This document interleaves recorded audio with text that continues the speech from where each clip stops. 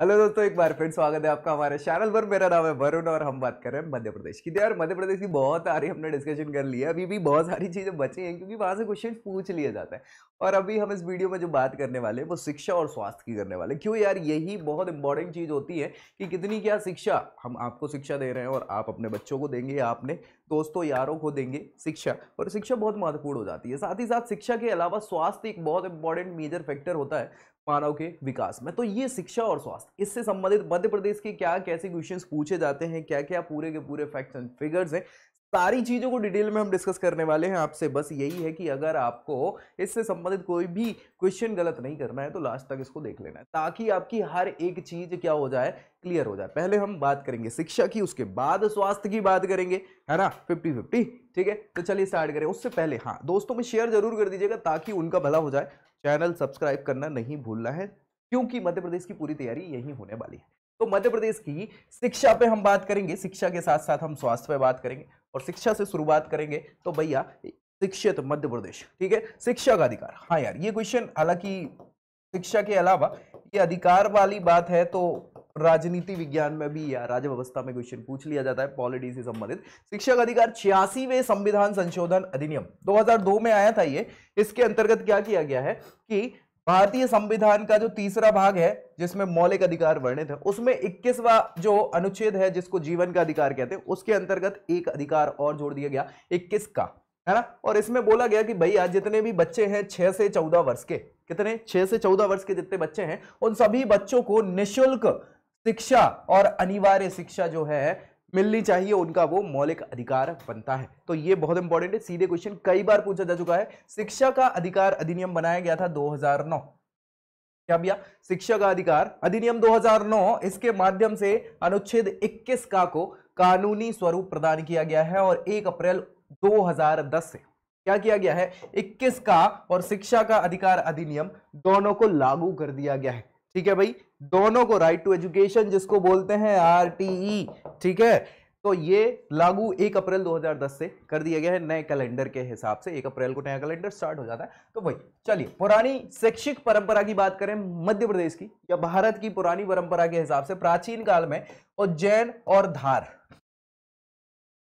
धार ये दो ऐसे जिले हैं मध्य प्रदेश के जो प्राचीन काल में उच्च शिक्षा के बहुत ही बड़े केंद्र हुआ करते थे। साथ ही साथ उज्जैन में संदीपनी आश्रम है, जैसा कहा जाता है संदीपनी ऋषि में तो आश्रम में तो भैया अच्छे अच्छे लोग भी आए थे पढ़ने के लिए पुराने समय में, पौराणिक काल में।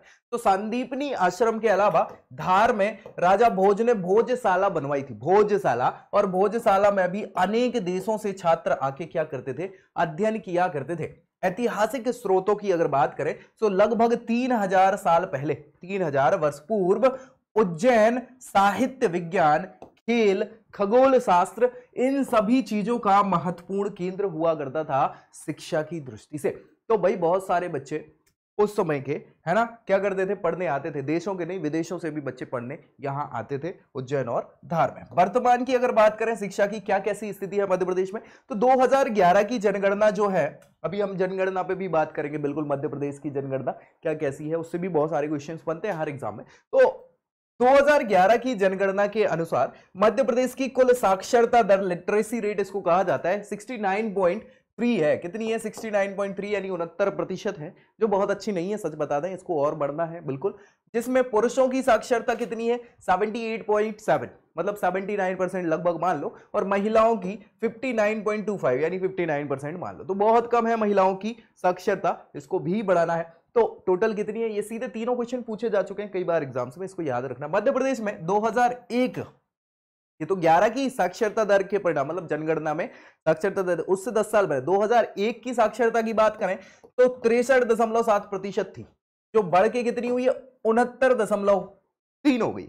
तो बड़ी तो है 10 सालों में, लेकिन इतनी नहीं बढ़ी है ना। तो 2011 में 5.6%, कितनी, 5.6% बढ़ी हुई है ये साक्षरता दर मध्य प्रदेश। 2011 की जनगणना के अनुसार भारत की कुल जनसंख्या में साक्षरता दर की बात करें तो भैया 72.99% है, यानी 73% के आसपास कुल साक्षरता दर है पूरे भारत की। जिसमें अगर बात करें तो पुरुषों की जनसंख्या साक्षरता दर 80.9% है और महिलाओं की 64.6% है। ठीक है, साक्षरता दर। तो से भी क्वेश्चन पूछे जा चुके हैं। 2001 से 11 के बीच में मध्य प्रदेश में महिला साक्षरता दर में वृद्धि हुई है लगभग 9% की, 8.9% जिसको बोल रहे हैं, इसकी वृद्धि दर्ज की गई है, जबकि राष्ट्रीय स्तर पर 10.9% की वृद्धि रही है, जो कम है मध्य प्रदेश, है ना भाई। राष्ट्रीय स्तर पर 10.9 यानी 11% है, हमारे यहाँ 9% ही महिलाओं की वृद्धि हुई है साक्षरता दर में, तो भाई वो कम है भारत के मुकाबले, ठीक है ना। मध्य प्रदेश शिक्षा संबंधी मानव विकास सूचकांक, मानव विकास सूचकांक को बोलते हैं ह्यूमन डेवलपमेंट इंडेक्स, HDI जिसको कहा जाता है, इससे भैया मानव में विकास हो रहा है कि नहीं हो रहा है इसको देखा जाता है।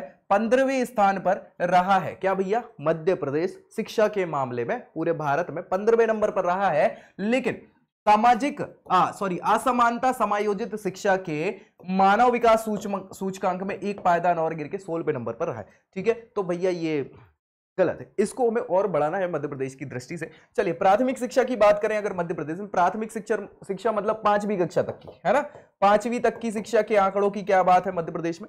तो मध्य प्रदेश में प्राथमिक शिक्षा के विस्तार के लिए सरकार द्वारा बहुत सारी सुविधाओं को दिया जा रहा है, जिसमें शिक्षा की गुणवत्ता में सुधार, शिक्षा सभी तक उसकी पहुंच, ऐसा इन सारी चीजों को सुनिश्चित करने के ध्येय से ये सारी चीजें करी जा रही हैं। 1994 में मध्य प्रदेश सरकार ने क्या किया, जिला प्राथमिक शिक्षा कार्यक्रम प्रारंभ किया। क्या, जिला प्राथमिक शिक्षा कार्यक्रम प्रारंभ किया, ताकि जिले वाइज शिक्षा में, प्राथमिक शिक्षा में बढ़ोतरी हो।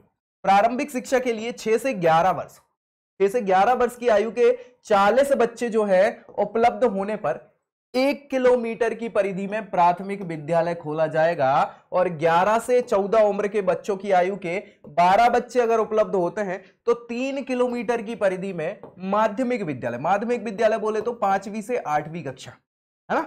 तो माध्यमिक विद्यालय की स्थापना करी जाएगी इस प्रोग्राम के हिसाब से। समझ पा रहा हूं कि अगर कल 40 बच्चे अपने को 6 से 11 साल के मिल गए तो 1 किलोमीटर में, हर 1 किलोमीटर में हम सरकार क्या करवाएगी, माध्यमिक स्कूल खुलवाएगी, प्राथमिक स्कूल खुलवाएगी, और 11 से 14 साल के बच्चे जो 5वीं पास कर चुके हैं तो उसमें 3 किलोमीटर में एक माध्यमिक स्कूल खुलवाएंगे 8वीं तक की परीक्षा के लिए, मतलब पढ़ाई के लिए। तो ये अच्छी बात है कि स्कूल जितने ज्यादा बढ़ते चले जाए, ठीक है। 1965 में माध्यमिक शिक्षा की बात कर रहे हैं, मध्य प्रदेश में माध्यमिक शिक्षा अधिनियम के अंतर्गत माध्यमिक शिक्षा बोर्ड, है ना, माध्यमिक शिक्षा मंडल या शिक्षा बोर्ड की स्थापना करी गई स्वायत्त निकाय के रूप में। स्वायत्त निकाय समझ पा रहे हो ना, स्वशासी है, मतलब खुद से ही अपने हिसाब से सारे कानून बनाता है, और इसका मुख्यालय कहां है, मध्य प्रदेश में। MP बोर्ड का नाम सुना है ना, वही, और संभागीय कार्यालय इंदौर में। विद्यालयी शिक्षा में गुणवत्ता बढ़ाने के लिए 1973 में राज्य शिक्षण संस्थान, क्या भैया, राज्य शिक्षण संस्थान की स्थापना करी गई थी भोपाल में। कब करी गई थी, 1973 में करी गई थी, 72 में इसको जिला बना दिया था भोपाल को, तब से, है ना। माध्यमिक शिक्षा को प्राथमिक शिक्षा और उच्च शिक्षा के मध्य की कड़ी माना जाता है। बिल्कुल सही बात है, प्राथमिक शिक्षा 5वीं तक, उच्च शिक्षा मतलब 9वीं से 12वीं तक की बात चल रही है, तो उन दोनों के बीच की कड़ी क्या है, माध्यमिक विद्यालय ही है। तो माध्यमिक शिक्षा बहुत इंपॉर्टेंट हो जाती है। हालांकि मध्य प्रदेश में इसके आंकड़े बहुत खराब हैं, ठीक है। मध्य प्रदेश में माध्यमिक शिक्षा को प्रोत्साहन देने की दिशा में कुल 7,882, कितने, कुल 7,882 माध्यमिक विद्यालय खोले गए हैं, तथा 9,074 उच्चतर माध्यमिक विद्यालय। उच्चतर माध्यमिक विद्यालय समझ रहे हैं, हायर सेकेंडरी की बात चल रही है। कुल मिला के 16,956 माध्यमिक विद्यालय संचालित है।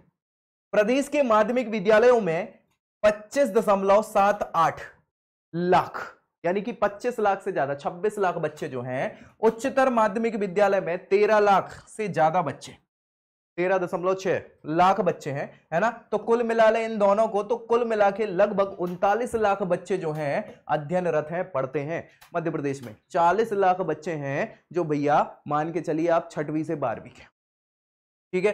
तो कहीं से खराबी तो है नहीं, बहुत बढ़िया। मध्य प्रदेश सरकार के द्वारा विद्यालय के पाठ्यक्रम में गीता सार, आपने भागवत गीता का नाम सुना है ना, तो गीता सार, गीता का सारांश, इसको सम्मिलित किया करने का निर्णय लिया था कब, 20 अप्रैल 2011 को। इसके अलावा मध्य प्रदेश को प्रथम खेल विद्यालय प्राप्त हुआ है कब, सीहोर में, जो कि राज्य का पहला सैनिक स्कूल रीवा में भी स्थापित किया गया 1962 में। ठीक है, खेल विद्यालय जो है सीहोर में है ना, और सैनिक विद्यालय रीवा में। ये दोनों क्वेश्चन पूछे जाते हैं। अभी हम सारी बात करने वाले सारे विश्वविद्यालय की, सारे चिकित्सा विद्यालयों की, सबकी बात करेंगे यहीं इसी में। मध्य प्रदेश का दूसरा सैनिक स्कूल कहां खोला गया? भिंड जिले में खोला गया है 2018 में, इसको प्रस्तावित किया गया है, अभी चल रही है इस पे काम। उत्कृष्ट विद्यालय, आपने एक्सेलेंस स्कूल्स के नाम सुने होंगे भैया, ये बहुत अच्छी पढ़ाई करवाते हैं इसलिए एक्सेलेंस है ना, तो इच्छा तो वही थी इस हिसाब से। शासकीय विद्यालयों में माध्यमिक स्तर मतलब 6वीं से 8वीं तक ये माध्यमिक स्तर हो गया, इसके बाद आपको एक्सेलेंस विद्यालय 9वीं से 12वीं तक के लिए एक्सेलेंस विद्यालय होता है। तो इसकी गुणवत्ता युक्त शिक्षा उपलब्ध कराने के उद्देश्य से क्या किया गया? प्रदेश के हर जिले में मुख्यालयों में, विकास खंडों के मुख्यालयों में एक शासकीय उच्चतर माध्यमिक विद्यालय, जिसको उत्कृष्ट विद्यालय के रूप में जाना जाता है, उसके रूप में उसको विकसित किया गया। वर्तमान में प्रदेश के 41 जिलों के 194 विकास खंडों में, कितने? 194 विकास खंडों में स्कूल शिक्षा विभाग के द्वारा उत्कृष्ट विद्यालयों को संचालित किया जा रहा है। कितने? 194। समझ पा रहे हो? बहुत बढ़िया। नेक्स्ट हम बात करेंगे इसके आगे आधुनिक विद्यालयों की। मॉडर्न स्कूल्स हैं भैया, ये मॉडल स्कूल जिनको कहा जाता है। आधुनिक विद्यालयों की स्थापना 2011-12 में करी गई, मॉडल स्कूल है ना। इन विद्यालयों को बेंचमार्क के रूप में विकसित करने के लिए यह योजना बनाई गई थी। इसके अंतर्गत प्रदेश के शैक्षणिक रूप में पिछड़े सभी 201, कितने हैं भैया? 201 विकास खंड हैं जिनमें आधुनिक विद्यालयों को संचालित किया जा रहा है। उच्च शिक्षा की बात करें, उच्च शिक्षा हायर एजुकेशन, ठीक है। सो मध्य प्रदेश के विकास में बहुत इंपॉर्टेंट है क्या? उच्च शिक्षा की भूमिका। सही बात है भैया, जब तक पढ़ेगा नहीं इंडिया तब तक कैसे बढ़ेगा इंडिया, और मध्य प्रदेश के साथ भी वही है ना। सो भाई साहब, उच्च शिक्षा व्यक्ति में ज्ञान, कौशल, ये दो चीजें तो देती ही है, इसके अलावा वह शिक्षित व्यक्तियों को क्या करती है? आत्मनिर्भर बनाती है। आत्मनिर्भर, समझ पा रहे हैं ना, सेल्फ सफिशिएंट की बात चल रही है, इसमें भी कोशिश करती है अगर शिक्षा अच्छी हो तो। इस प्रकार समाज के विकास के स्तर के रूप में क्या करना है? इसको ऊपर उठाने के लिए, राष्ट्र निर्माण के लिए, व्यक्तियों को भागीदारी सुनिश्चित करने के लिए उच्च शिक्षा का बहुत बड़ा योगदान होता है। 1946 में मध्य प्रदेश की पहली यूनिवर्सिटी है भैया डॉक्टर हरि सिंह गौर। क्या भैया? डॉक्टर हरि सिंह गौर यूनिवर्सिटी जो है सागर में इसको स्थापित किया गया था, और इसी के साथ प्रदेश में शुरुआत हुई थी औपचारिक रूप से उच्च शिक्षा की। किसकी? डॉक्टर हरि सिंह गौर विश्वविद्यालय सागर, इसके माध्यम से मध्य प्रदेश में औपचारिक रूप से उच्च शिक्षा की शुरुआत करी गई थी। ठीक है भाई। वर्तमान में अगर बात करें तो मध्य प्रदेश में 2 केंद्रीय विश्वविद्यालय हैं, सेंट्रल यूनिवर्सिटीज की बात चल रही है। 24 स्टेट यूनिवर्सिटीज है। कितनी? 24। 2 सेंट्रल यूनिवर्सिटी, 24 स्टेट यूनिवर्सिटी हैं। इसके अलावा प्राइवेट यूनिवर्सिटी 30 हैं। कितनी? 30 हैं। साथ ही साथ इनमें 457, कितने? 457 शासकीय विश्वविद्यालय है। शासकीय विश्वविद्यालय, 483 अशासकीय महाविद्यालय है। सॉरी, ये महाविद्यालय लिखना है इधर, है ना, विश्वविद्यालय नहीं, महाविद्यालय। ठीक है। 457 क्या है? शासकीय कॉलेज है, 483 अशासकीय कॉलेज हैं, और भैया इसमें से 9 और बात कर लें तो ये क्या है भैया? अनुदान प्राप्त महाविद्यालय संचालित हो रहे हैं मध्य प्रदेश में। तो कुल मिला के अगर हम बात करें तो भाई यहां पर 1000 के आसपास मान लो अपन, 900 से ज्यादा कॉलेजेस हैं मध्य प्रदेश में। कॉलेजेस 900 से ज्यादा टोटल। ठीक है। मध्य प्रदेश सरकार के द्वारा 1973 में मध्य प्रदेश विश्वविद्यालय अधिनियम, क्या भैया? मध्य प्रदेश विश्वविद्यालय अधिनियम पारित किया गया। कब? 1973 में, ये याद रखिएगा। और 27 जुलाई 1973 को उच्च शिक्षा अनुदान आयोग, उच्च शिक्षा हायर एजुकेशन की बात चल रही है यहां पे, ठीक है, ग्रांट कमीशन की बात चल रही है, इसकी स्थापना करी गई। कब? 1973 को। इसके अतिरिक्त 2009 में विश्वविद्यालय विनियामक आयोग, विनियामक मतलब समझ पा रहे हैं ना, रेगुलेशन, है ना, आयोग की स्थापना करी गई। University regulation commission, UGC. ठीक है। इसका मुख्यालय क्या है? भोपाल में स्थित है। बहुत बढ़िया। इसके अलावा तकनीकी शिक्षा की बात कर ले भैया, ये तो तकनीक की ही बात है, इंजीनियरिंग की बात चल रही है बेसिकली। तो राज्य के औद्योगिक विकास और आर्थिक प्रगति को सुनिश्चित करने के लिए तकनीकी और व्यावसायिक शिक्षा, इसका अपने आप में बहुत बड़ा योगदान है। तकनीकी शिक्षा जनसंख्या को मानव संसाधन में परिवर्तित करती है। ये मानव संसाधन, आदमी को, आदमी कौन बनाती है?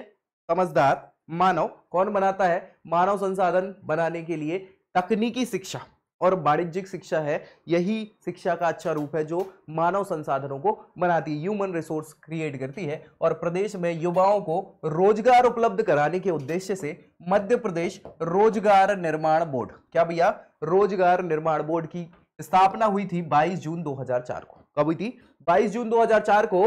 2018 में 14 वर्षों के बाद इसका पुनर्गठन कर दिया गया और इसका नाम कर दिया गया राज्य कौशल विकास और रोजगार निर्माण बोर्ड। क्या नाम रख दिया? राज्य कौशल विकास और रोजगार निर्माण बोर्ड इसका नाम रख दिया। अब इससे संबंधित क्या उपलब्धियां हैं, तकनीकी शिक्षा से संबंधित मध्य प्रदेश सरकार की क्या क्या उपलब्धियां हासिल करी हैं उनने, तो राष्ट्रीय उच्चतर शिक्षा अभियान के अंतर्गत धार जिला जो है, धार जिले में इंजीनियरिंग कॉलेज जो है प्रस्तावित है और एनटीपीसी के सहयोग से शिवपुरी जिले में इंजीनियरिंग कॉलेज, ये भी इसका कार्य प्रारंभ हो चुका है। वर्तमान में मध्य प्रदेश की बात करें तो 8, कितने? 8 शासकीय अभियांत्रिकी, अभियांत्रिकी मतलब इंजीनियरिंग को बोलते हैं हिंदी में, इसके महाविद्यालय संचालित है। कितने? 8 इंजीनियरिंग कॉलेज शासकीय संचालित हैं और प्रदेश का पहला अभियांत्रिकी महाविद्यालय जो है वो 1947 में जबलपुर में, जबलपुर इंजीनियरिंग कॉलेज, जेईसी का नाम सुना होगा, स्थापित किया गया था 1947 में। बहुत बढ़िया। इसके अलावा कुछ योजनाएं हैं, मुख्यमंत्री जन कल्याण योजना जो शिक्षा को प्रोत्साहन देने के लिए स्टार्ट करी गई थी।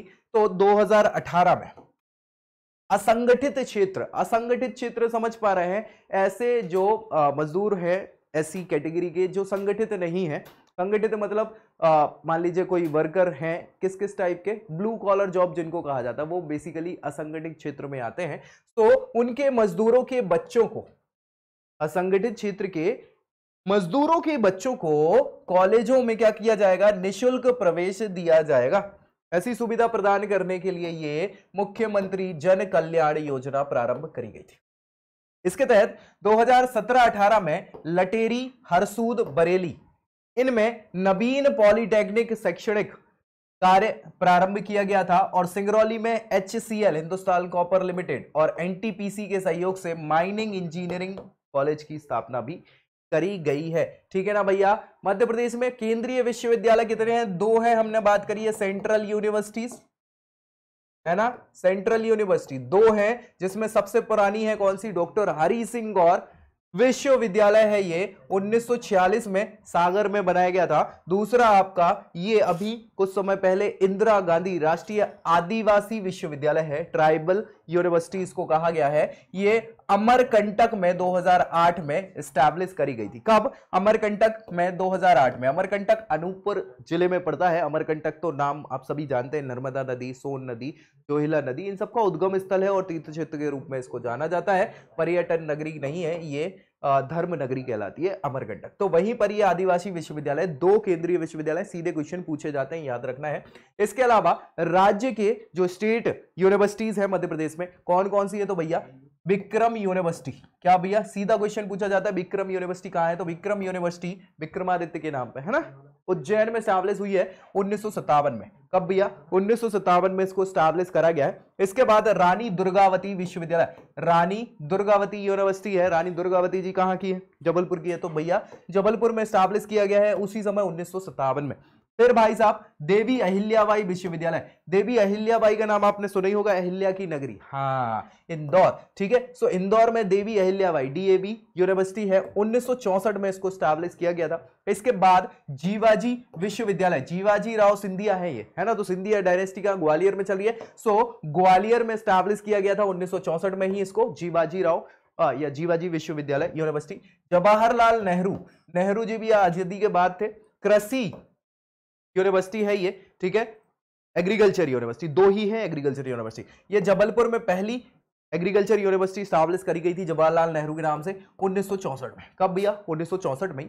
विश्वविद्यालय है कौन सा? अवधेश प्रताप सिंह, अवधेश प्रताप सिंह का नाम सुना होगा। अवधेश प्रताप सिंह रीवा के राजा हुआ करते थे, बिल्कुल। तो अवधेश प्रताप सिंह यूनिवर्सिटी है, ये 1968 में रीवा में स्टैब्लिश करी गई थी। इसके अलावा बरकतुल्ला विश्वविद्यालय का नाम आपने सुना ही होगा, BU कहलाता है, भोपाल में है ये, 1970 में इसको स्टैब्लिश किया गया था। बरकतुल्ला यूनिवर्सिटी सबसे ज्यादा कोर्सेस यही करवाता है, ठीक है ना। फिर माखनलाल चतुर्वेदी राष्ट्रीय पत्रकारिता और संचार विश्वविद्यालय है ये, जो 1990 में स्टैब्लिश किया गया था, भोपाल में स्टैब्लिश है। राजा भोज मुक्त विश्वविद्यालय, ये ओपन यूनिवर्सिटी है, ठीक है, जो भोपाल में स्टैब्लिश करी गई थी 1991 में, और इससे क्वेश्चन पूछा जाता है कई बार, याद रखिएगा।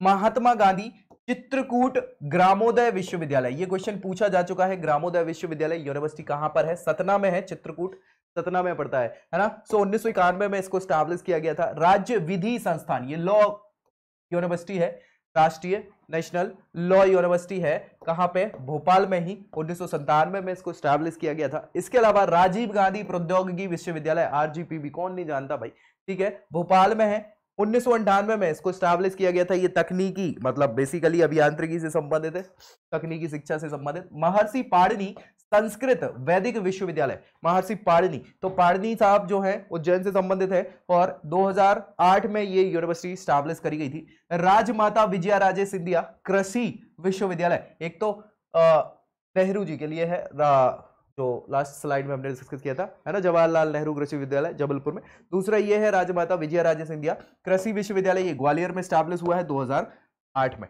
ठीक है भाई। इसके अलावा राजा मानसिंह तोमर संगीत और कला विश्वविद्यालय, है ना, संगीत और कला विश्वविद्यालय है ग्वालियर में, 2008 में इसको भी बनाया गया था।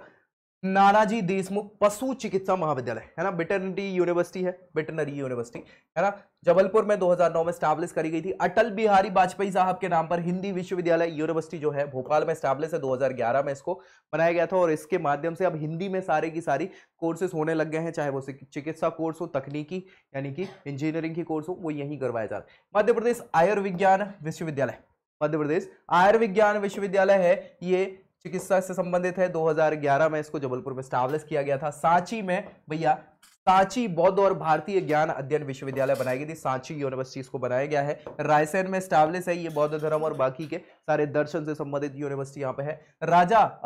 महाराजा छत्रसाल यूनिवर्सिटी, ये बुंदेलखंड विश्वविद्यालय है, बुंदेलखंड की यूनिवर्सिटी बन गई है छतरपुर में, छतरपुर में ही छत्रसाल की नगरी है, 2015 में इसको स्टैब्लिश किया गया था। डॉक्टर भीमराव अंबेडकर राष्ट्रीय सामाजिक विज्ञान संस्थान, ये महू में है, इंदौर में, ठीक है। सो याद रखिएगा भीमराव अंबेडकर सामाजिक, ये मध्य प्रदेश पीएससी में पूछा जा चुका है, ठीक है। इसके अलावा राष्ट्रीय पत्रकारिता और संचार विश्वविद्यालय दतिया में 2018 में स्टैब्लिश किया गया। धर्मशास्त्र राष्ट्रीय विधि विश्वविद्यालय जबलपुर में है, 2018 में। पंडित शंभुनाथ शुक्ला विश्वविद्यालय शहडोल में है। छिंदवाड़ा विश्वविद्यालय ये प्रस्तावित है, छिंदवाड़ा में 2019 में इसको प्रस्तावित किया गया था। तो भैया ये सारे के सारे राज्य की प्रमुख यूनिवर्सिटीज हैं। ये क्वेश्चन कई बार आ चुका है, इसको देख लेते हैं। लक्ष्मीबाई, रानी लक्ष्मीबाई शारीरिक शिक्षा संस्थान है, ये राष्ट्रीय, है ना, और ये ग्वालियर में स्टैब्लिश है। 1957 में इसको स्टैब्लिश किया गया था ग्वालियर में, ठीक है। Laxmibai college of physical education के नाम से इसको जाना जाता था। इसका नाम बाद में बदल के क्या कर दिया गया? लक्ष्मीबाई राष्ट्रीय शारीरिक शिक्षा संस्थान कर दिया गया, ठीक है, LNCPI, है ना। 1995 में डीम्ड यूनिवर्सिटी का इसको दर्जा प्रदान कर दिया गया। किसका? डीम्ड यूनिवर्सिटी का दर्जा इसको प्रदान किया गया। लक्ष्मीबाई राष्ट्रीय शारीरिक शिक्षा संस्थान ग्वालियर में 1957 में स्टैब्लिश किया गया था। कई बार इसके क्वेश्चन पूछा जा चुका है।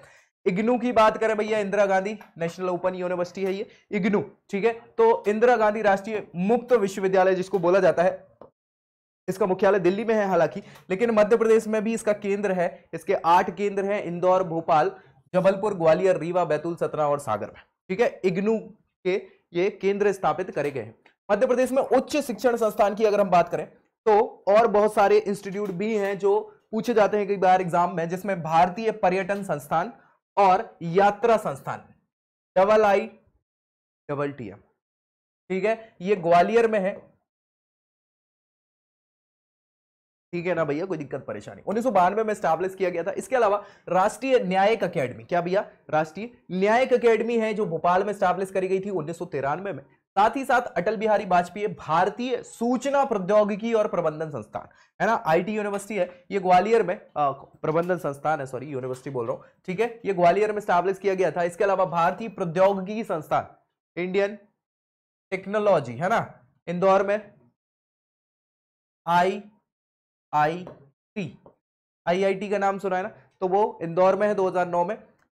IIM भी इंदौर में है, 1996 में इसको स्टैब्लिश किया गया। और पूरे भारत के ऐसे एकमात्र शहर में जहां पर IIT IIM दोनों है, बहुत इंपॉर्टेंट है इंदौर, ये कई बार पूछा जाता है क्वेश्चन।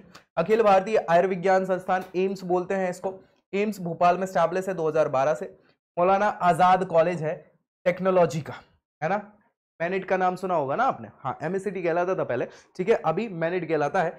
भोपाल में स्टैब्लिश है 1960 में, ठीक है भाई साहब, कोई दिक्कत परेशानी? तो ये सब उच्च शिक्षण संस्थान है। और बात करें तो उच्च शिक्षा उत्कृष्टता संस्थान IEHE इसको बोलते हैं, IEHE, है ना, institute for education and higher education, मतलब, ठीक है। ये भोपाल में 1995 में स्टैब्लिश किया गया था। सूचना प्रौद्योगिकी अभिकल्पन और विनिर्माण संस्थान IIITDM, है ना, ये जबलपुर में है, 2005 में स्टैब्लिश किया गया था। और भारतीय कृषि अनुसंधान परिषद, ये भारतीय मृदा विज्ञान संस्थान भोपाल में 1988 में स्टैब्लिश करे गए थे। ये सारे के सारे उच्च शिक्षण संस्थान है, हायर एजुकेशन से संबंधित है और इनसे संबंधित क्वेश्चन पूछे जाते हैं। कृषि महाविद्यालयों में कॉलेजों की हम बात करें तो भाई साहब ये क्वेश्चन कई बार पूछे जाते हैं, जिनमें सबसे पहले दो तो क्या है, यूनिवर्सिटी थी, जवाहरलाल नेहरू यूनिवर्सिटी है कृषि से संबंधित जबलपुर में, उसके अलावा राजमाता विजया राजे सिंधिया कृषि मतलब वही एग्रीकल्चर यूनिवर्सिटी है ग्वालियर में स्टैब्लिश करी। ये दो यूनिवर्सिटी है। इसके अलावा कॉलेजेस की बात करें तो इन यूनिवर्सिटी में भी कॉलेज है।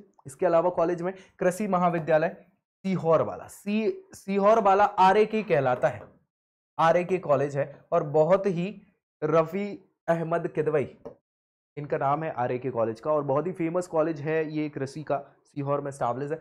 कृषि महाविद्यालय मंदसौर, कृषि महाविद्यालय खंडवा, गंजबासौदा में कृषि महाविद्यालय, इसके अलावा खुरई में है, सागर में। हॉर्टिकल्चर महाविद्यालय छिंदवाड़ा में है, इसको प्रस्तावित है अभी ये, ठीक है। चिकित्सा संस्थानों की बात करें तो मेडिकल से संबंधित कौन कौन सी एजुकेशन मध्य प्रदेश में अवेलेबल है, तो 1981 में क्या हुआ था मध्य प्रदेश में, लोक स्वास्थ्य और परिवार कल्याण विभाग, ये चलता है, आपने कई बार एड्स में सुना होगा, है ना, परिवार कल्याण विभाग, इनने क्या किया, इसकी स्थापना करी चिकित्सा शिक्षा की। और इसके अंतर्गत 15 जून 1995 क्या भैया, 15 जून 1995 को लोक कल्याण स्वास्थ्य और परिवार कल्याण विभाग के द्वारा मध्य प्रदेश में चिकित्सा शिक्षा में इसको विभाजित कर दिया गया अलग अलग में, और उसके साथ ही बहुत सारे इंस्टीट्यूशंस चिकित्सा से संबंधित खोले गए। तो भैया गजरा राजे चिकित्सा महाविद्यालय का नाम आपने सुना ही होगा, ग्वालियर में है, 1946 में इसको स्टैब्लिश किया गया था। इसके अलावा महात्मा गांधी मेमोरियल चिकित्सा महाविद्यालय, ये कहाँ है भैया, इंदौर में है, 1948 में इसको स्टैब्लिश किया गया था। गांधी चिकित्सा महाविद्यालय भोपाल में, GMC का नाम आपने सुना होगा, 1955 में स्टैब्लिश किया गया था। नेताजी सुभाष चंद्र बोस चिकित्सा महाविद्यालय है जबलपुर में, ठीक है, 1955 में इसको भी स्टैब्लिश किया गया था। श्याम साह चिकित्सा महाविद्यालय रीवा में है, जो 1963 में स्टैब्लिश किया गया था। शासकीय चिकित्सा महाविद्यालय सागर है ना, गवर्नमेंट मेडिकल कॉलेज, 2008 में स्टैब्लिश किया गया था। इसके अलावा 2018-19 में दतिया, रतलाम, विदिशा, शिवपुरी, सतना, छतरपुर, छिंदवाड़ा, शहडोल, इन सारे जिलों में भी क्या है, गवर्नमेंट मेडिकल कॉलेजेस स्टार्ट करने की बात प्रस्तावित कर दी गई थी, ठीक है, जिनमें से दतिया, रतलाम, छिंदवाड़ा, शहडोल और विदिशा में शुरुआत हो भी चुकी है, कुछ बस बचे हुए हैं जिले जहां पर अभी तक स्टार्टिंग नहीं हुई है। अब आयुर्वेद की बात कर ले भाई, ये तो हमने मेडिकल में डायरेक्ट बात करी, आयुर्वेद बहुत इंपॉर्टेंट है, ठीक है। सो आयुर्वेदिक कॉलेजेस भी है चिकित्सा के, मेडिकल कॉलेजेस कौन कौन से हैं, आयुर्वेदिक कॉलेज ग्वालियर है, 1916 में इसको स्टैब्लिश किया गया था, मध्य प्रदेश का सबसे पुराना आयुर्वेदिक कॉलेज है ये। आयुर्वेद कॉलेज बुरहानपुर में है, ये भी दूसरे नंबर का, 1958 में इसको स्टैब्लिश किया गया था। राजकीय धनवंतरी आयुर्वेद कॉलेज है, ये उज्जैन में है, धनवंतरी साहब को भैया धन का, हाँ धनवंतरी वही है, धनवंतरी, 1958 में इसको स्टैब्लिश किया गया था मध्य प्रदेश के उज्जैन में। आयुर्वेद कॉलेज जबलपुर है भैया, 1971 में स्टैब्लिश किया गया था। अष्टांग आयुर्वेद महाविद्यालय है इंदौर में, जो कि 1972 में स्टैब्लिश किया गया था। इसके अलावा रीवा का आयुर्वेद कॉलेज है, जो 1975 में स्टैब्लिश किया गया था। पंडित खुशीलाल शर्मा राजकीय आयुर्वेदिक चिकित्सा महाविद्यालय, ये भैया भोपाल में है, बहुत ही इंपॉर्टेंट है, 1995 में इसको स्टैब्लिश किया गया था। कुछ अब यूनानी चिकित्सा की पद्धति भी आती है इन सबको एक कर दिया गया है, आयुष कर दिया गया है, आयुष मंत्रालय के द्वारा, है ना, हाँ बिल्कुल, आयुर्वेद हो गया, यूनानी सारी पद्धतियों को एक करके, ठीक है। होम्योपैथी यूनानी महाविद्यालय 1962 का बुरहानपुर में एकमात्र है, बहुत इंपॉर्टेंट है भैया ये, है ना। इसके अलावा हकीम सैयद जियाउल हसन शासकीय यूनानी महाविद्यालय भोपाल में 1998 में स्टैब्लिश किया गया था। तो दो ही यूनानी चिकित्सा महाविद्यालय है मध्य प्रदेश में, जो बहुत इंपॉर्टेंट है। फिर बाद में क्या कर दिया मध्य प्रदेश सरकार ने, या वो भारत सरकार ने आयुष मंत्रालय बना दिया, जिसमें सारे प्रकार की चिकित्साओं को एक कर दिया गया। चलिए प्रमुख सृजन पीठों की बात कर लें। सृजन पीठ भैया ये कॉलेज यूनिवर्सिटी के अंदर पाए जाते हैं, जिसमें पर्टिकुलर शोध संस्थान वगैरह कार्य किए जाते हैं और इनसे संबंधित बहुत सारी चीजें कराई जाती हैं। गजानन माधव मुक्ति बोध साहब जो हैं ये हिंदी के बहुत बड़े लेखक रहे हैं और सृजन पीठ है इनका हरि सिंह गौर विश्वविद्यालय सागर में। ये क्वेश्चन पूछे जा चुके हैं सृजन पीठ से संबंधित, इनको भूलना नहीं है। मुंशी प्रेमचंद ये भी हिंदी के बहुत बड़े लेखक रहे हैं, सृजन पीठ है इनका विक्रम विश्वविद्यालय उज्जैन में। निराला साहब हैं, सृजन पीठ है उनका बरकतुल्ला यूनिवर्सिटी भोपाल में बीयू में। दुर्गावती सृजन पीठ है रानी दुर्गावती विश्वविद्यालय जबलपुर में। राजशेखर सृजन पीठ है जबलपुर में ही। सुभद्रा कुमारी चौहान सृजन पीठ ये रानी दुर्गावती विश्वविद्यालय जबलपुर में ही है। तो भैया ये सीधे सीधे क्वेश्चन पूछे जाते हैं। कुछ प्रस्तावित सृजन पीठ भी हैं मध्य प्रदेश में जो प्रस्तावित कर दिए गए हैं, जैसे आदि शंकराचार्य पीठ का है ओमकारेश्वर में, और परशुराम पीठ जनापाव महू, जहां से भैया जनापाव पहाड़ी से ही चंबल नदी निकलती है और वहीं परशुराम जी की जन्मस्थली भी मानी जाती है। महादेवी वर्मा पीठ है, ये अटल बिहारी वाजपेयी हिंदी विश्वविद्यालय भोपाल में इस सृजन पीठ को स्टैब्लिश करना है। गांधी शोध पीठ है जो DABB कॉलेज जो इंदौर में है ना, उसमें इसको प्रस्तावित किया गया है। तो ये प्रस्तावित सृजन पीठ हैं जिनसे क्वेश्चन पूछे जा चुके हैं। अब कुछ योजनाएं हैं शिक्षा से संबंधित जो मध्य प्रदेश सरकार की हैं, जो बहुत इंपॉर्टेंट है, कई बार क्वेश्चन मेंस में भी आ चुका है। ठीक है, सो राजीव गांधी प्राथमिक शिक्षा मिशन जो है ये उन्हीं के समय की बात है जब राजीव गांधी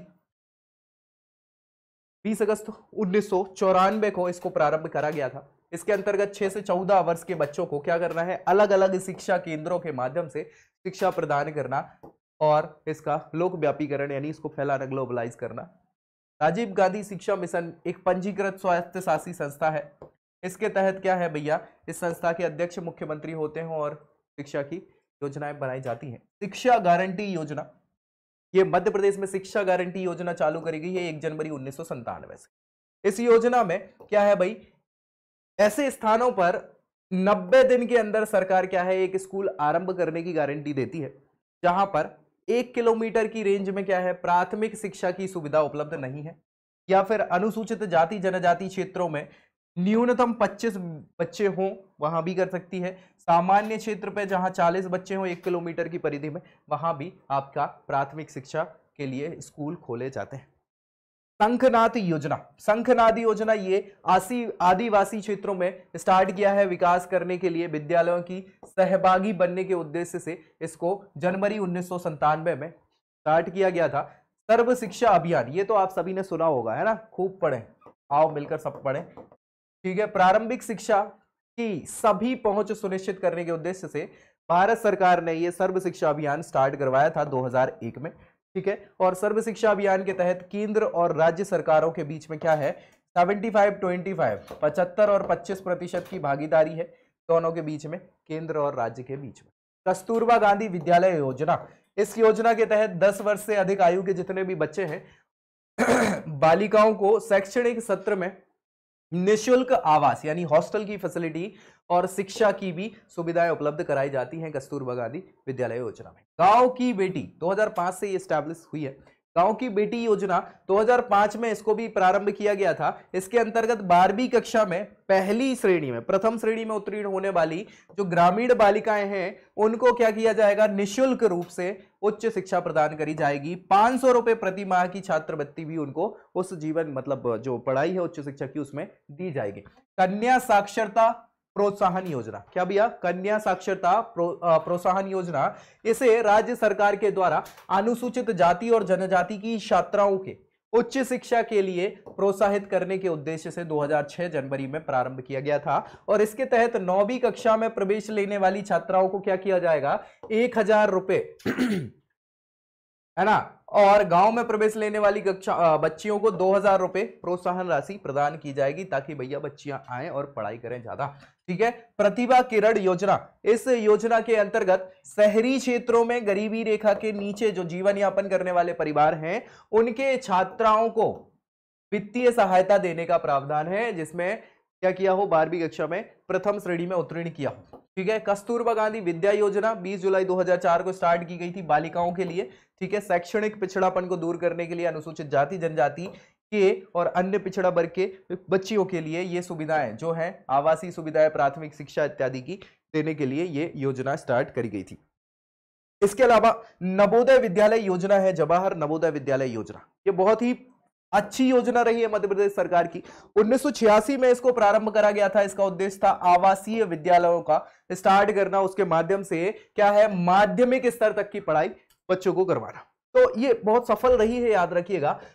इसके अंतर्गत ग्रामीण क्षेत्रों में के जो भी मेधावी छात्र हैं, अच्छे पढ़े लिखे बच्चे हैं जो और अच्छा परफॉर्मेंस कर सकते हैं, उनको अच्छी शिक्षा प्रदान करने के उद्देश्य से इसमें क्या है, प्रवेश दिया जाता था। और इसके लिए पहले एग्जाम भी होता है जब नवोदय विद्यालय का, ठीक है। इसमें छात्राओं को आरक्षण दिया गया है 33% का, ठीक है। तो ये बहुत अच्छी योजना रही है। इसके अलावा ई बस्ता कार्यक्रम, क्या भैया, ई बस्ता कार्यक्रम 1 से 12वीं कक्षा तक के जो बच्चे हैं, अब यार इतना बस्ता टांग टांग के बच्चे पढ़ाई में आधा मन नहीं लगता, इतना भारी बस्ता हो जाता है, तो ई बस्ता कर दिया, इलेक्ट्रॉनिक बस्ता कर दिया, ठीक है। इसके अंतर्गत गैर शासकीय जो विद्यालय है उनमें पढ़ने वाले विद्यार्थियों को ऑनलाइन पुस्तकों की व्यवस्था जो है उपलब्ध कराई जाती है, ठीक है, ई बस्ता कार्यक्रम। हाँ, अभी ऐसा ही है भाई, प्राइवेट स्कूलों में क्या होता है कि आजकल तो सब ऑनलाइन ही चलने लग गया, ठीक है। विद्यालय उपहार योजना, विद्यालय आओ उपहार पाओ, ऐसी योजना थी। ये प्रणाम पाठशाला भी कहला रही थी। इस योजना में क्या है, भौतिक और एकेडमिक विकास के लिए, है ना, क्या अगर एकेडमिक मतलब एकेडमी वाले सारे विकास करने के लिए सामाजिक सहयोग की दृष्टि से इसको प्रारंभ किया गया था। और कक्षा 1 से 12वीं तक के सभी शासकीय विद्यालयों में इस योजना का लाभ मिल रहा है। स्कूल चले हम, ओ हो स्कूल चले हम, ये तो हमने सुना ही है ना। ये योजना भी भारत सरकार की योजना है। 2000-2001 में स्कूल चले हम अभियान प्रारंभ किया गया था। और ये क्वेश्चन पूछा जाता है, कई बार पूछा जा चुका है मध्य प्रदेश पीएससी समेत बहुत सारे एग्जाम्स में। इस अभियान में देश में शिक्षा का स्तर ऊंचा उठाने के उद्देश्य से और शिक्षा को समाज से जोड़ने के लिए इसको प्रारंभ किया गया था। 6 से 14 वर्ष के सभी बच्चों की पहचान और विद्यालय में उनका नामांकन सुनिश्चित किया जाएगा और किया जा रहा है। निशुल्क पाठ्य पुस्तक योजना, आपको किताबें फ्री में मिलने वाली हैं, ऐसी योजना निशुल्क पाठ्य पुस्तक योजना है। जून 2017 में मध्य प्रदेश में इसको लागू किया गया था, जिसको महिला और बाल विकास विभाग के द्वारा स्टार्ट किया गया था। इस योजना के तहत 9वीं से 12वीं कक्षा के जितने भी विद्यार्थी हैं, गणित, विज्ञान और वाणिज्य संबंधित जो स्ट्रीम है उसमें उनको निशुल्क पाठ्य पुस्तकें वितरित करी जाएंगी। निशुल्क साइकिल प्रदाय योजना, भैया साइकिल भी फ्री में मिल रही है, ऐसी योजना है। 2016-17 में निशुल्क साइकिल प्रदाय योजना प्रारंभ करी गई थी। और इसके तहत उन ग्रामीण क्षेत्रों से जहां से पहले हमारे समय में क्या है, दादाजी लोग नहीं बताते थे कि हम यार वो नदी तैर करके जाते थे, वहां पढ़ने व्यवस्था नहीं होती थी। अब अभी भी क्या है कि ग्रामीण क्षेत्रों में पैदल जाना पड़ता है बच्चों को, तो उनके लिए ये निशुल्क साइकिल योजना है, ठीक है। तो ग्रामीण क्षेत्रों में जहां शासकीय विद्यालय नहीं है और वहां 9वीं कक्षा में अध्ययनरत विद्यार्थियों को दूर जाना पड़ता है, तो उनके लिए ये साइकिल प्रदाय योजना, निशुल्क साइकिल स्टार्ट करी गई थी। सुपर 100 योजना, इसमें सुपर बच्चे हैं जो 100 ऊपर के, उनके लिए ये योजना थी। कक्षा 10वीं में जितने भी उत्तीर्ण बच्चे हैं प्रतिभाशाली, उनको क्या करा जाएगा, व्यावसायिक शिक्षा, आईटीआई, इंडस्ट्रियल ट्रेनिंग की बात चल रही है, आईटीआई, व्यावसायिक शिक्षा संस्थानों, मेडिकल कॉलेजेस, चार्टेड अकाउंट, इन सब के प्रशिक्षण के लिए भोपाल के शासकीय उत्कृष्ट माध्यमिक विद्यालय और इंदौर के शासकीय उच्चतर माध्यमिक विद्यालय में सुपर 100 योजना प्रारंभ करी गई है। याद रखिएगा, इसमें टॉप 100 बच्चों को इन सारे स्कूल्स में, कॉलेजेस में प्रवेश दिया जाएगा। विकलांग बच्चों के लिए समेकित शिक्षा योजना भी स्टार्ट करी गई है 2009 अप्रैल से। इसमें क्या है भैया, राष्ट्रीय माध्यमिक शिक्षा अभियान विभाग के द्वारा 9वीं से 12वीं कक्षा के जो सामान्य विद्यालय हैं उनमें अध्ययन करने वाले विशेष आवश्यकता वाले विद्यार्थियों को इसकी सुविधा प्रदान की जाती है, ठीक है भाई। और भैया विशेष तथ्यों में गिफ्ट अ बुक, 15 जून 2018 को यह अभियान शुरू किया गया था शिक्षा विभाग के द्वारा। इसका उद्देश्य समाज के सहयोग से विद्यालयों में पुस्तकालयों को समृद्ध बनाना, बहुत सारी पुस्तकें रखना और समाज के प्रबुद्ध नागरिकों को बच्चों के उपयोग की पुस्तकें दान करने को प्रेरित किया गया था। 2018 में जबलपुर जिले में प्रदेश की पहली ई लाइब्रेरी किसके लिए, नेत्रहीन बच्चों के लिए प्रारंभ करी गई थी, जिसे सुगम पुस्तकालय का नाम दिया गया था। और यह क्वेश्चन पूछा जा चुका है, इसलिए इसको भूलना नहीं है। प्रदेश की पहली स्मार्ट डिजिटल लाइब्रेरी कहां है, भोपाल में बनाई जा रही है, याद रखिएगा, क्योंकि कैपिटल सिटी है एमपी की। 2017 में बात करें तो भोपाल में मुस्कान अहरवार थी, भोपाल की निवासी, इनको आर्थिक सहायता के बिना घर में पुस्तकालय की शुरुआत की और उन्हें नीति आयोग के द्वारा क्या था भाई, थॉट लीडर अवार्ड, क्या भी थॉट लीडर अवार्ड से क्या किया गया, पुरस्कृत किया गया। साथ ही साथ 2018 में लीलाओं का प्रशिक्षण प्रदान करने के लिए लीला गुरुकुल संस्थान चित्रकूट में क्या किया गया, स्थापित किया गया।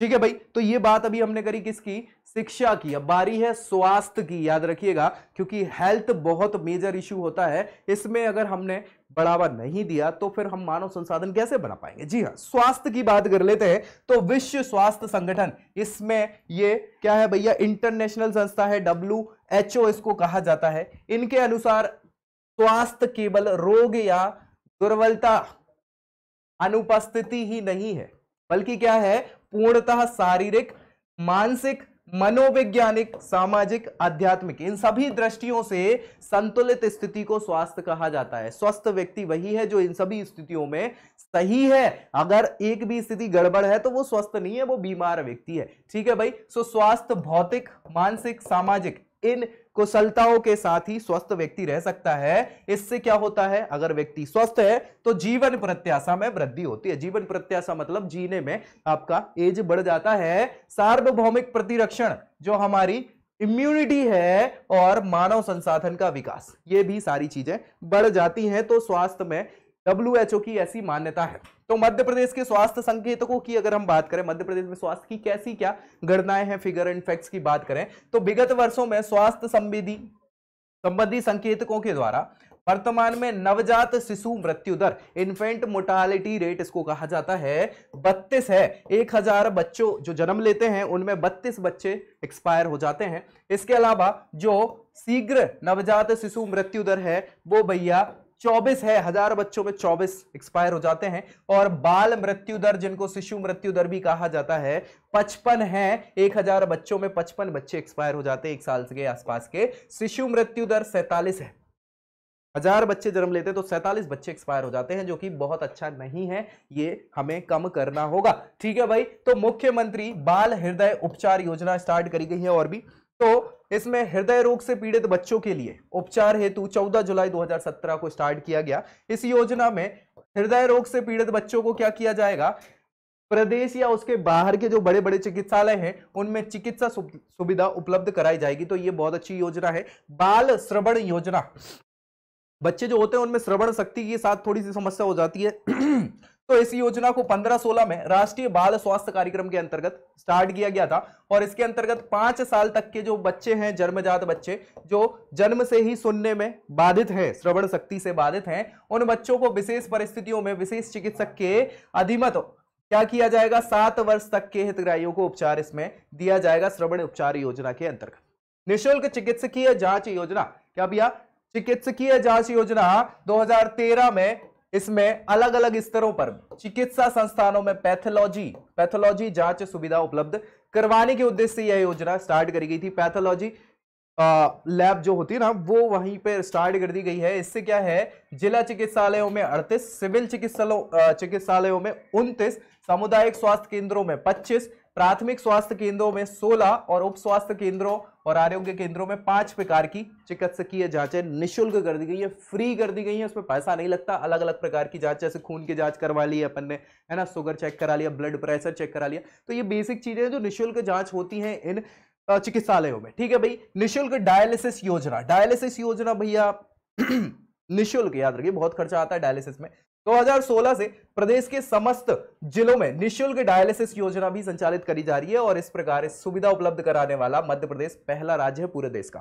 कैंसर कीमोथेरेपी योजना, कैंसर बहुत तेजी से बढ़ता चला जाता है, पता भी नहीं चलता, तो उसके लिए कीमोथेरेपी होती है जिससे कैंसर को रोका जा सकता है। तो भैया इसके लिए कैंसर केयर कार्यक्रम के अंतर्गत 5 फरवरी 2014 से प्रारंभ किया गया था। और इस योजना के अंतर्गत सभी जिलों में कैंसर कीमोथेरेपी की यूनिट जो है बनाई गई थी। और इसमें 19 प्रकार की कैंसर औषधियां भी उपलब्ध कराई जाती तो याद रखना ये योजना। जननी शिशु सुरक्षा कार्यक्रम, ये तो बहुत इंपॉर्टेंट है, ये पूछा जा चुका क्वेश्चन है मध्य प्रदेश PSC में, प्री और मेन सब में पूछा जा चुका है। ठीक है, यह 1 जुलाई 2011 से प्रारंभ किया गया था। इसका उद्देश्य था शासकीय स्वास्थ्य संस्थानों में जो गर्भवती महिलाएं हैं, शिशुओं के लिए निःशुल्क स्वास्थ्य सेवाएं उपलब्ध कराई जाएं, ताकि भैया ये जो इन्फेंट मोर्टालिटी और ये बच्चे शिशु जन्म मृत्यु दर वगैरह जो थी ना, वो गड़बड़ चल रही थी, उसको बढ़ाने के लिए ये योजना चालू करी गई थी। भैया ये आयुष्मान भारत योजना, ये तो विश्व स्तर की सबसे बड़ी योजनाओं में से एक हो चुकी है भारत की।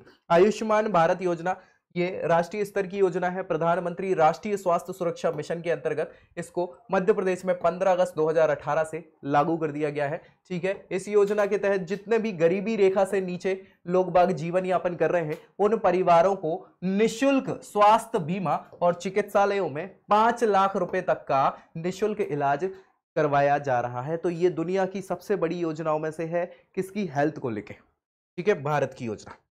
दीनदयाल अंत्योदय उपचार योजना, ये पहले से ही चल रही थी।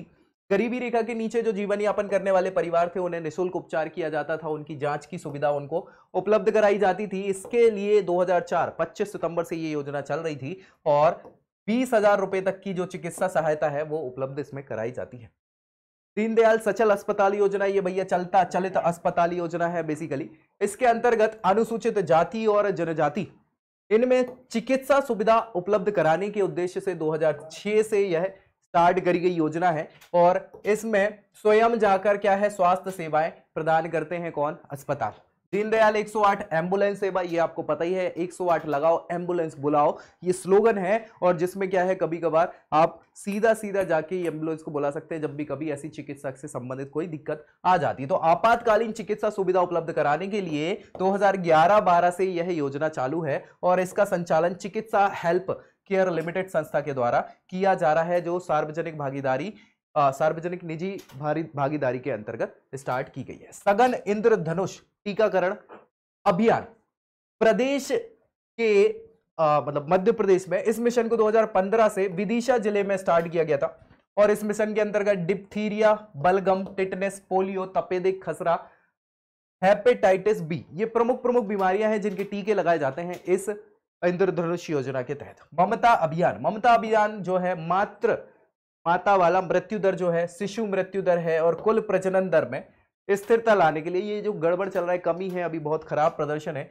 इसके लिए 2014 में 26 जून को ममता अभियान प्रारंभ किया गया था और मध्य प्रदेश सरकार के द्वारा फिल्म अभिनेत्री माधुरी दीक्षित को इस अभियान का क्या बनाया गया है? ब्रांड एम्बेसडर बनाया गया है। तो ये क्वेश्चन पूछा जा चुका है मध्य प्रदेश पीएससी में, ममता योजना की ब्रांड एम्बेसडर कौन है?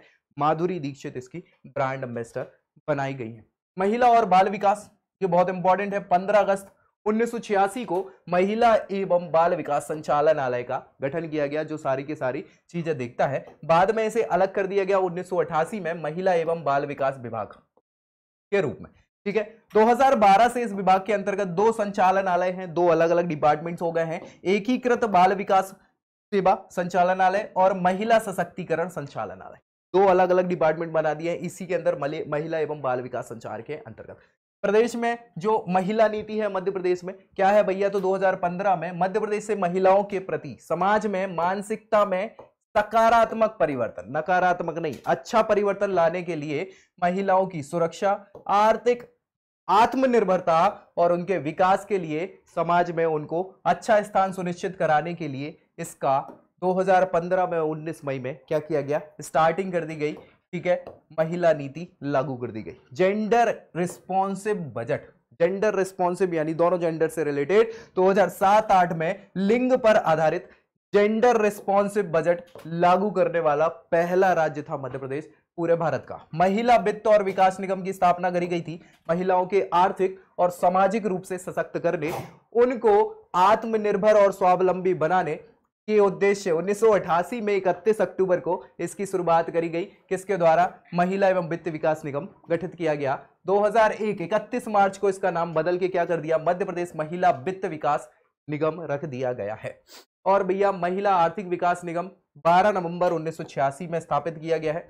महिलाओं की आर्थिक गतिविधियों को प्रोत्साहित करना, साथ ही साथ उनके लोन, उनको प्रशिक्षण, पंजीकरण, कच्चा माल उपलब्ध कराने की दृष्टि से और विपणन में सहयोग करने के लिए ये जो है विकास निगम स्टैब्लिश करा गया था। राष्ट्रीय बाल स्वास्थ्य कार्यक्रम 2 दिसंबर 2013 को मध्य प्रदेश के सभी जिलों में ये लागू कर दिया गया है, क्रियान्वयन किया जा रहा है और इसके अंतर्गत सभी आंगनबाड़ी केंद्र जो है, विद्यालय जो है, इनमें जन्म से लेके 18 साल तक के बच्चों के लिए, छात्र छात्राओं के लिए क्या है? स्वास्थ्य परीक्षण इनका किया जाता है। लाडली लक्ष्मी योजना 50 बार ये क्वेश्चन आ चुका है बहुत सारे एग्जाम्स में, मध्य प्रदेश का छोड़ दें तो भारत भर के एग्जाम में ये आ चुका है। 2007 से प्रदेश में बालिकाओं या कन्याओं के प्रति जनता में सकारात्मक सोच को विकसित करने, भ्रूण हत्या को रोकने, बालिकाओं के स्वास्थ्य और शैक्षणिक स्तर में बढ़ावा देने के लिए लाडली लक्ष्मी योजना शुभारंभ इसका किया गया था। यह क्वेश्चन कई बार पूछा जा चुका है। अटल बिहारी वाजपेयी बाल आरोग्य मिशन बच्चों में कुपोषण की, मतलब मध्य प्रदेश बहुत ही कुपोषित जिलों में भी आता है, बहुत सारा कुपोषण फैला है, तो कुपोषण की रोकथाम करने के लिए, बच्चों की मृत्यु दर को कम करने के लिए यह मिशन चलाया गया था। और इसका योजना जो है शासन के द्वारा बालिका नाम से 1,18,000 रुपए का प्रमाण पत्र प्रदान किया गया। इस राशि का भुगतान कक्षा 6, 9 और 11 साथ ही साथ 12वीं कक्षा में जैसे ही प्रवेश लेते हैं विवाह के समय अलग अलग किस्तों पर इसमें किया जाता है बाल आरोग्य मिशन के तहत पैसे का भुगतान। ठीक है। स्वागतम लक्ष्मी योजना, बच्ची मतलब क्या हो रहा था कि बच्चियों की हत्या हो रही थी, है ना, भ्रूण हत्या ज्यादा हो रही थी। महिला अगर है, लिंग परीक्षण करके महिला हो रही है, बच्ची हो रही है, तो उसको मार दिया जाता। तो उसको बढ़ावा देने के लिए, बढ़ावा मतलब उसको कम करने के लिए, बच्चों के जन्म हो महिलाओं के, उसको बढ़ावा देने के लिए 2014 में बालिकाओं और महिलाओं के प्रति समाज में जो कुप्रथाएं वगैरह फैली हुई थी उनको समाप्त करके उनकी सम्मानजनक स्थिति को बढ़ाने के लिए, सकारात्मक सोच को बढ़ाने के लिए यह स्वागतम लक्ष्मी योजना स्टार्ट करी गई थी। इस योजना के अंतर्गत कन्या के जन्म पर, हर कन्या के जन्म पर आंगनबाड़ी केंद्रों की बात करें तो आंगनबाड़ी केंद्रों पर स्वागतम लक्ष्मी किट उनको प्रदान करी जाती थी, जिसमें उनकी पोषण और बाकी देखरेख से संबंधित ये पूरी किट होती है जो आंगनबाड़ी के द्वारा प्राप्त कर सकते हैं आप, अगर आपके घर में भी ऐसा है तो। मुख्यमंत्री महिला सशक्तिकरण योजना, महिलाओं को सशक्त करने के लिए 2013 से अलग अलग समस्याओं से ग्रस्त जो महिलाएं हैं और उनसे जो बलात्कार हो गया, एसिड अटैक हो गए या अग्नि पीड़ित, जेल से रिहा की गई महिलाएं, अलग अलग कैटेगरी की जो महिलाएं हैं, जो परेशान महिलाएं बेसिकली, तो उनके आर्थिक और सामाजिक सहायता के लिए यह मुख्यमंत्री महिला सशक्तिकरण योजना जो है प्रारंभ करी गई थी 2013 में। याद रखिएगा, पूछा गया क्वेश्चन है, इसको भूलना नहीं है। ठीक है। मध्य प्रदेश इस प्रकार की योजना को नवाचार के रूप में प्रारंभ करने वाला पहला राज्य है मध्य प्रदेश का, मतलब पहला राज्य है देश का, याद रखिएगा। ठीक है। बेटी बचाओ बेटी पढ़ाओ योजना, ये विश्व मतलब राष्ट्रीय स्तर की योजना है, इसके बारे में भी क्वेश्चन कई बार पूछे जाते हैं। बेटी पढ़ाओ बेटी बचाओ, है ना।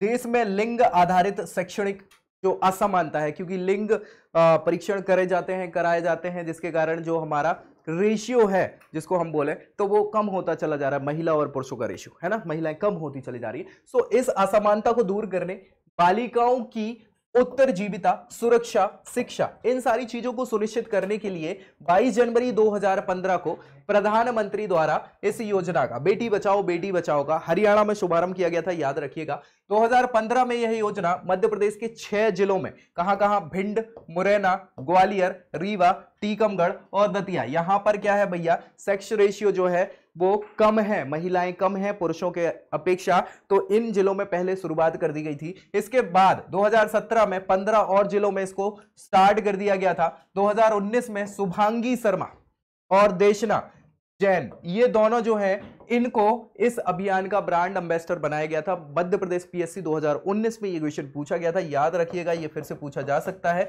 ना। बेटी बचाओ बेटी पढ़ाओ की ब्रांड एम्बेसडर देशना जैन, शुभांगी शर्मा को बनाया गया था। ठीक है भाई। जवाली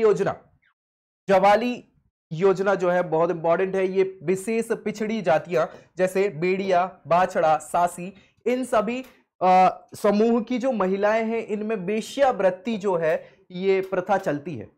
इन समूह जनजातियां है ना, इनमें ये प्रथा चलती है। उस प्रथा के उन्मूलन के लिए जवाली योजना, ये पूछा गया क्वेश्चन है मध्य प्रदेश पीएससी और बहुत सारे एग्जाम्स में।